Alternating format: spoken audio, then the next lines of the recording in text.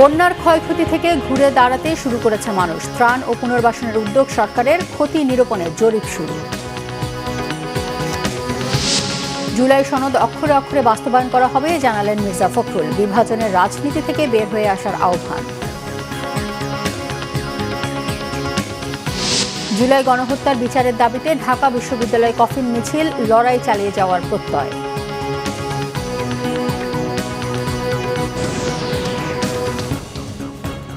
দেখছিলেন সংবাদ শিরোনাম। অতিবৃষ্টি ও পাহাড়ি ঢলে সৃষ্ট বন্যায় ব্যাপক প্রাণহানি ও সম্পদের ক্ষতি হয়েছে। ঘুরে দাঁড়াতে শুরু করেছে মানুষ। সরকারের পক্ষ থেকে দেয়া হচ্ছে সব ধরনের সহযোগিতার আশ্বাস। অর্থমন্ত্রী জানালেন, ত্রাণের পর পুনর্বাসনের কাজ শুরু করবে সরকার। স্বরাষ্ট্রমন্ত্রী সালাউদ্দিন আহমদ বলেছেন, বন্যা দুর্গত এলাকার ক্ষতি নিরূপণের জন্য জরিপ শুরু হয়েছে। আর মৎস্য ও প্রাণী সম্পদ এবং কৃষিমন্ত্রী মোহাম্মদ আমিনুর রশিদ বলেছেন, বন্যা কবলিত এলাকার কৃষি, মৎস্য ও প্রাণী সম্পদ খাতের ক্ষতি কাটাতে নেওয়া হয়েছে জরুরি সহায়তা কর্মসূচি। প্রতিনিধিদের পাঠানো তথ্য ও ছবিতে থাকছে নাজমুল নিশানের ডেস্ক রিপোর্ট। গত ৫ জুলাই থেকে টানা বৃষ্টিতে চট্টগ্রামের নদীগুলোতে বাড়তে থাকে পানি, প্লাবিত হয় নিচু এলাকা। তবে ৯ ও ১০ জুলাইয়ের মধ্যে বন্যা পরিস্থিতি মারাত্মক রূপ ধারণ করে। ১১ ও ১২ জুলাই পানির নিচে তলিয়ে যায় চন্দনাই, সাতকানিয়া, লোহাগড় ও বাঁশখালীর বিস্তীর্ণ এলাকা। ১৩ জুলাইয়ের পর থেকে বৃষ্টি কমে যাওয়ায় কমতে থাকে পানি। ধীরে ধীরে বন্যার পরিস্থিতি উন্নত হলে দৃশ্যমান হতে শুরু করে বন্যার ক্ষতচিহ্ন। বন্যার পরবর্তী ক্ষতি নিরূপণের সরকারের পক্ষ থেকে নেওয়া হয়েছে বিভিন্ন উদ্যোগ। অর্থ ও পরিকল্পনা মন্ত্রী আমির খসরু মাহমুদ চৌধুরী বলেছেন, বন্যা দুর্গত এলাকায় সরকারের পক্ষ থেকে ত্রাণ কার্যক্রম চলমান রয়েছে। এরপরই শুরু হবে পুনর্বাসন কার্যক্রম। চট্টগ্রাম মহানগরীর পতেঙ্গা এলাকায় জলাবদ্ধতায় ক্ষতিগ্রস্ত পরিবারের মাঝে ত্রাণ বিতরণ শেষে তিনি এসব কথা বলেন। ৪০,০০০ পরিবারকে চাল দেওয়া হয়েছে, ৭৫,০০০ পরিবারকে শুকনা চাল, ডাল ইত্যাদি দেওয়া হয়েছে, প্রায় ৪০,০০০কে রান্না বান্না করে খাওয়ানো হয়েছে। এই ধারা কিন্তু অব্যাহত আছে, এটা চলতে থাকবে। এরপরে পুনর্বাসন কার্যক্রম আরম্ভ হবে। যাদের বীজ দরকার, সার দরকার ইত্যাদি ইত্যাদি যা প্রয়োজনীয় পুনর্বাসন কাজ এরপরে শুরু হয়ে যাবে। কক্সবাজারে ত্রাণ দিতে গিয়ে স্বরাষ্ট্রমন্ত্রী সালাউদ্দিন আহমেদ বলেন, বন্যা দুর্গত এলাকায় রাস্তাঘাট, শিক্ষা প্রতিষ্ঠান, ঘরবাড়ির যে ক্ষতি হয়েছে সরকার তা নিরূপণে কাজ করছে। সরকারিভাবে এবং বেসরকারিভাবেও দলীয়ভাবে আমরা সকল ব্যবস্থা নিয়েছি। ইতিমধ্যে বাংলাদেশের যেখানে যেখানে বন্যা উপদ্রুত হয়েছে সমস্ত এলাকায় আমরা সরকারিভাবে জরিপ পরিচালনা করছি। কি কি ক্ষতিগ্রস্ত হয়েছে, রাস্তাঘাট, শিক্ষা প্রতিষ্ঠান, ঘরবাড়ি, ফসল, গবাদি পশু ইত্যাদি সমস্ত কিছু আমরা জরিপ পরিচালনা করছি।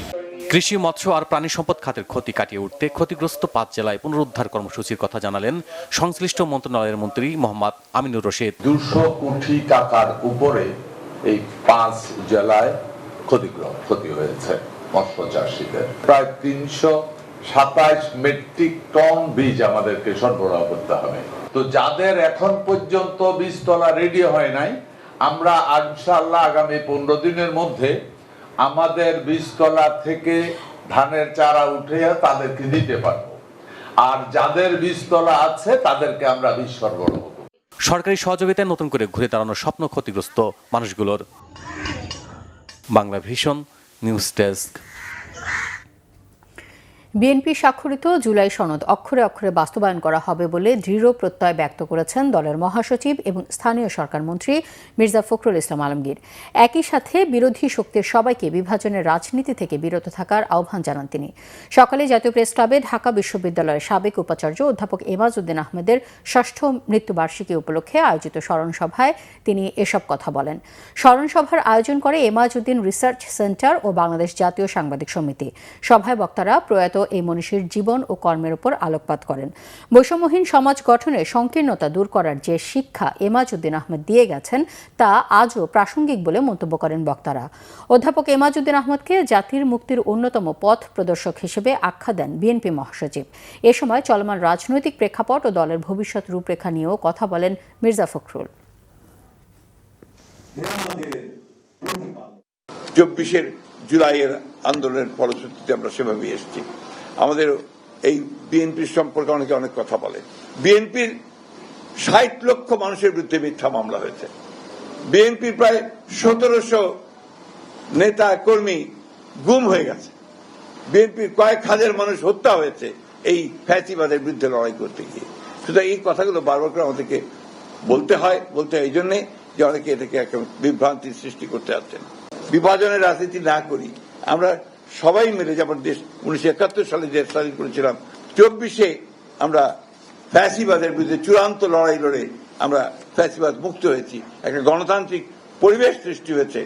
সবাই মিলে আমরা এটাকে আজকে সেই জায়গায় নিয়ে যেতে পারি যেখানে আমাদের সেই লক্ষ্য রেখে আমরা পৌঁছতে পারবো। এদিকে জুলাই গণহত্যার বিচারের দাবিতে কফিন মিছিল ও সংহতি সমাবেশ করেছে জাতীয় ছাত্রশক্তি। শুক্রবার জুমার নামাজের পর ঢাকা বিশ্ববিদ্যালয়ের কেন্দ্রীয় মসজিদের সামনে জমায়েত হয়ে তারা এই কর্মসূচি পালন করেন। এ সময় কফিন মিছিলে অংশগ্রহণকারীরা জুলাই গণহত্যার দায়ে আওয়ামী লীগের বিচার দাবি করেন। পরবর্তীতে কফিন মিছিলটি ঢাকা বিশ্ববিদ্যালয়ের কলাভবন, মধুর ক্যান্টিন হয়ে রাজু ভাস্কর্যে গিয়ে শেষ হয়। পরে সেখানে সংক্ষিপ্ত সংহতি সমাবেশ পালন করে জাতীয় ছাত্রশক্তি। সমাবেশে আবু সাঈদ মুগ্ধ সহ সকল জুলাই শহীদদের বিচারের জোর দাবি তোলেন ছাত্র শক্তির নেতাকর্মীরা। একই সাথে সাবেক প্রধানমন্ত্রী শেখ হাসিনাকে দেশে ফিরিয়ে এনে রায় কার্যকর করার দাবিও জানান নেতাকর্মীরা। দিনের আরও কিছু খবর নিয়ে রয়েছে একটি ডেস্ক রিপোর্ট। বান্দরবানে বন্যায় ক্ষতিগ্রস্ত পরিবারগুলোর পুনর্বাসনে প্রয়োজনীয় সব ধরনের উদ্যোগ নেওয়া হচ্ছে বলে জানিয়েছেন পার্বত্য চট্টগ্রাম বিষয়ক মন্ত্রণালয়ের প্রতিমন্ত্রী ব্যারিস্টার মীর হেলাল।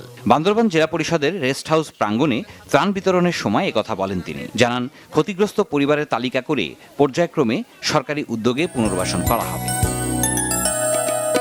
প্রধানমন্ত্রী তারেক রহমানের পক্ষ থেকে চট্টগ্রামের সাতকানিয়ার বাজালিয়া ও পুরানগড় ইউনিয়নে বন্যা কবলিত মানুষের মাঝে খাদ্য সামগ্রী বিতরণ করেছেন ছাত্রদলের কেন্দ্রীয় সংসদের সহসভাপতি কাজী জিয়াউদ্দিন বাসিত। দলের নেতাকর্মীদের সাথে নিয়ে দুর্গতদের মাঝে শুকনো খাবার ও প্রয়োজনীয় ঔষধ বিতরণ করেন তিনি। চট্টগ্রামের বাঁশখালীর সরল ইউনিয়নে এক্স নটরডেমিয়ান্স ওয়েলফেয়ার ফাউন্ডেশনের উদ্যোগে সহস্রাধিক বন্যার্তদের বিশেষজ্ঞ চিকিৎসা সেবা, চিকিৎসা ও স্যানিটারি উপকরণ এবং খাবার বিতরণ করা হয়েছে। ঢাকা ও চট্টগ্রাম থেকে আসা 11 জন বিশেষজ্ঞ চিকিৎসকের পরামর্শের পাশাপাশি দেয়া হয় প্রয়োজনীয় ঔষধ ও চিকিৎসা উপকরণ।